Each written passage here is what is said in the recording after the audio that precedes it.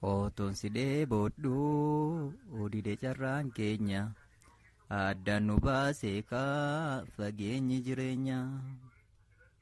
Otoon si dheebodhuu didee carraan keenya addaan nu baasee kaa fageenyi jireenya. Ergaan biyyaa ba'ee namummaa koo gatee akkanitti jiru eenyuun naaf hubatee. Hamuun miidharraa kee fijji mimmaan cobsaa anoof dadhabee akkamiin si obsaa. Hamuun miidharraa kee fijji mimmaan cobsaa anoof dadhabee akkamiin si obsaa.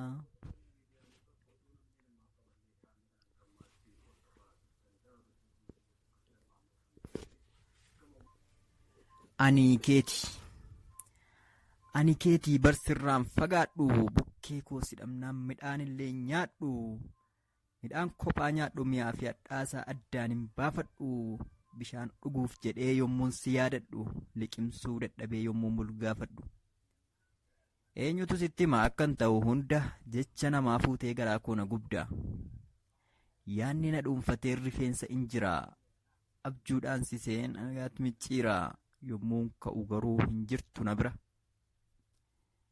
Yaada keetiif jecha baay'een na mudatee yaadni kee na gogsee dhiiga koo tuutatee onneen koo dhawatees baafatees dubbatee ishee arguun qaba jedhee murteeffatee garuu maal godharee wal arguu hin dandeenye seenaa durii kaafnee wal boosna teenye.